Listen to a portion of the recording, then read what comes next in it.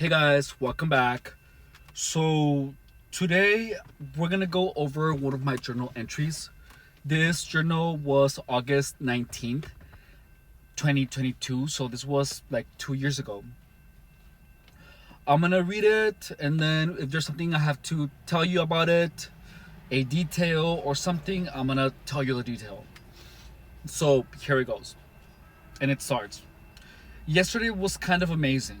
So I was right about the hand signal game, the signal game, designed to make me look like a fool.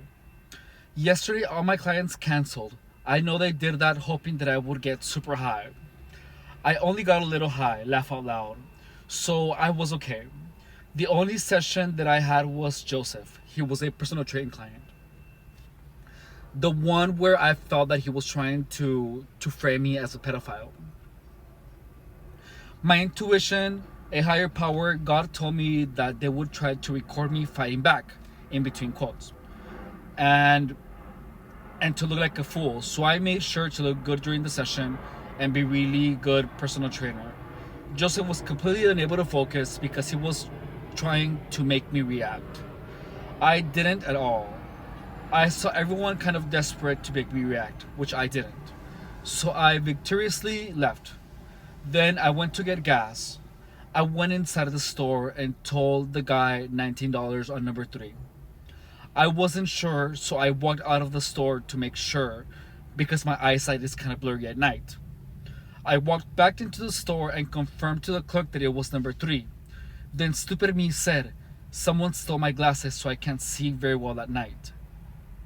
Then I saw a gangstalker inside of the store. Then it dawned on me. Fuck.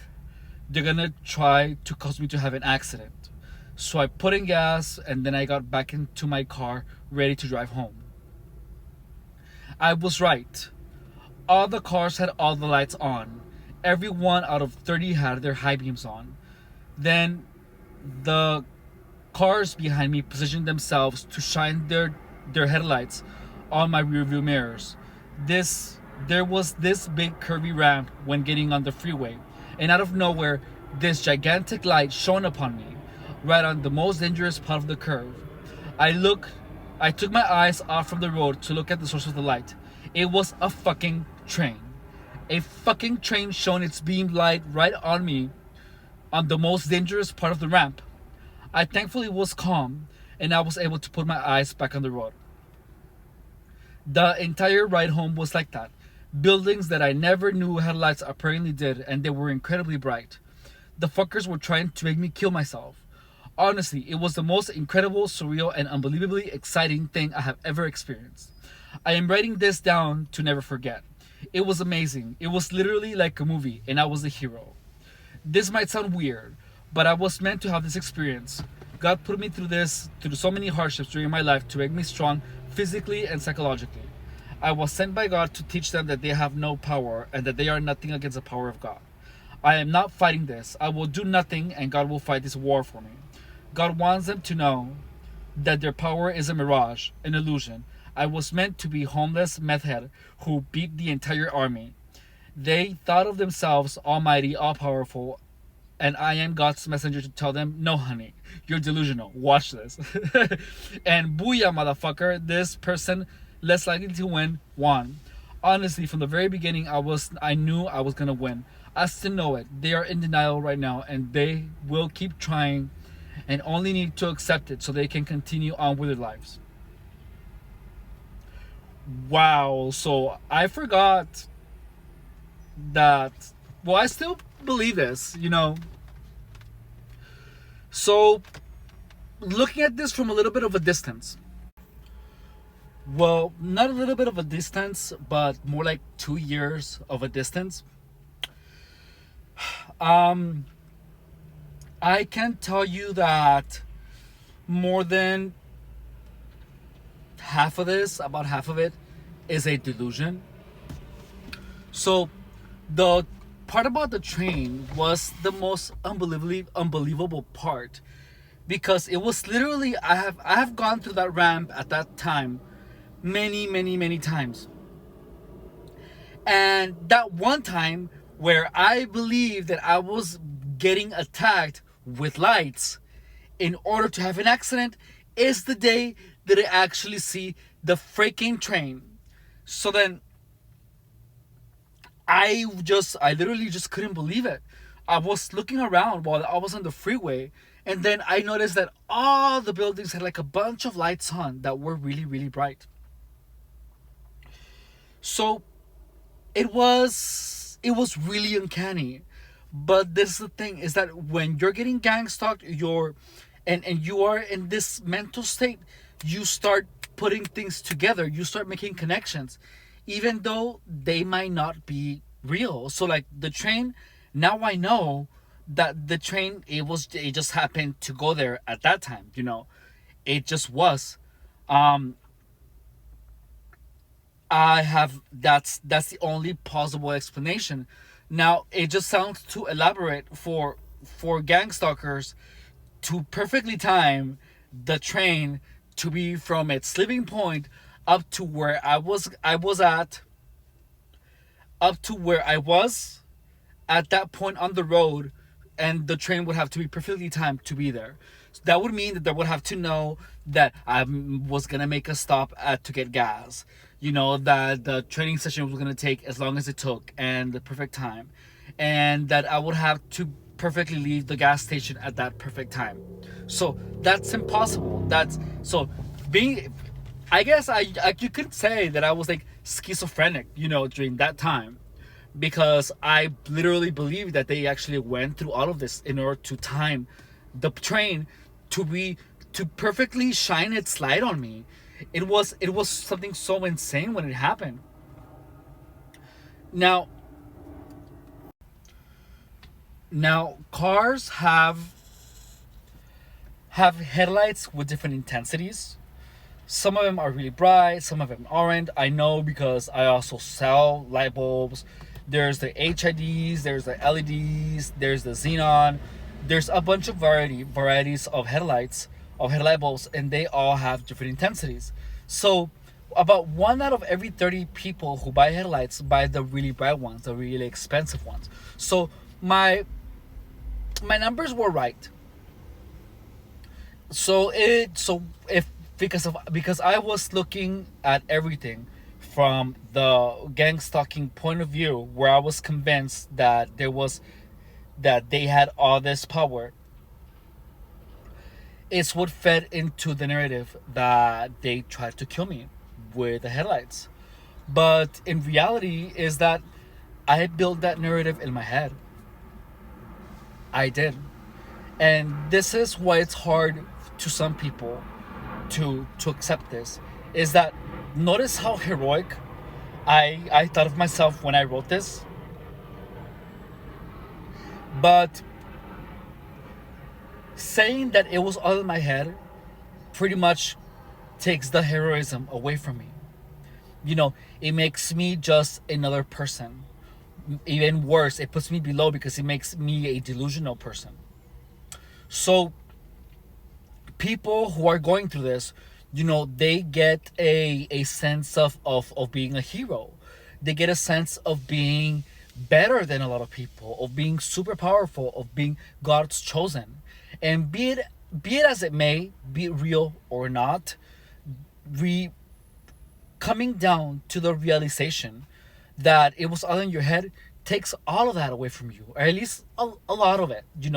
It takes away a lot of the oh yeah, I'm chosen by God. So people can get in denial, and they prefer literally to stay in the mindset that they're getting gang stalked, and that there's this whole giant operation against them.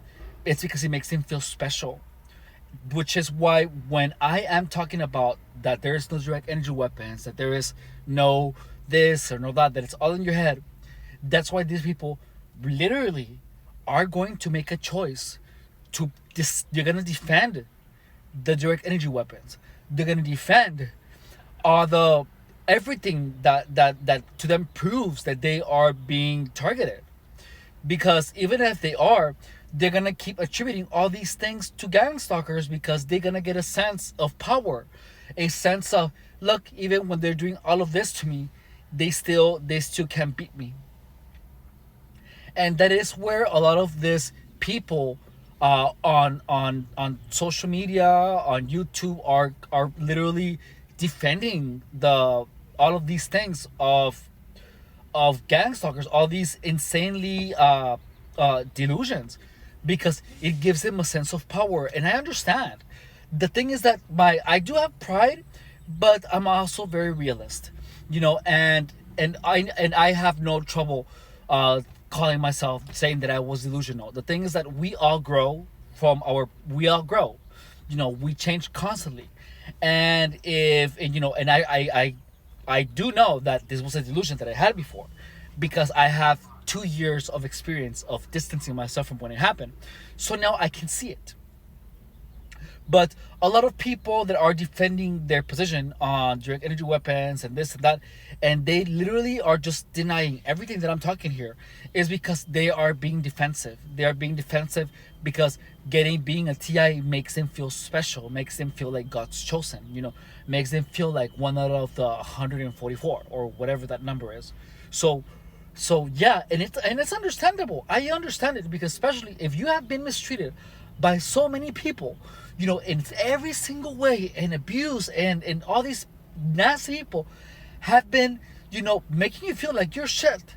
This is the being considering yourself a chosen by God is the one thing that you have that makes you, that you can hang on to, that makes you not feel like trash, but, and it's okay. I understand. I really do, believe me. But that's not the way out. You wanna build your confidence by doing tangible things, by doing things that are gonna make you, by improving yourself, not attaching yourself to a delusion. You want to figure the root of the problem. The root of the problem is that you are easily manipulated. As much as it hurts me, all of my journal entries are pretty much about people manipulating me, because I was super gullible. I trusted everyone blindly. But now I know that every single person that I come across from the beginning, and this is so sad, it breaks my heart, because from the very beginning, from where you meet anyone, regardless of how they look, of how they make you feel, you know that there's the potential for them to be just as good, to also be just as evil. They're literally in the middle.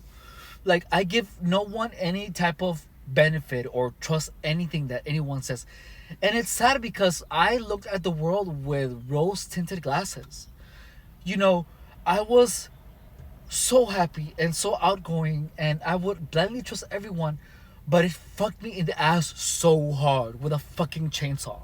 you know and it literally, I went into depression when I realized the reality of people. That people they can have, everyone is two-faced, hard two-faced. And a lot of times, and it's easy for people to become evil. It's really easy. And they can have this facade of being nice, but in reality they can just be the most cruel people you could have ever met, and you're not even gonna even have a clue about it. And that's what makes it so hard to believe. Sometimes you want to believe that there's good and evil, but the truth is that everyone is good and evil. Everyone. And the moment you start, everyone has an ulterior motive. Everyone.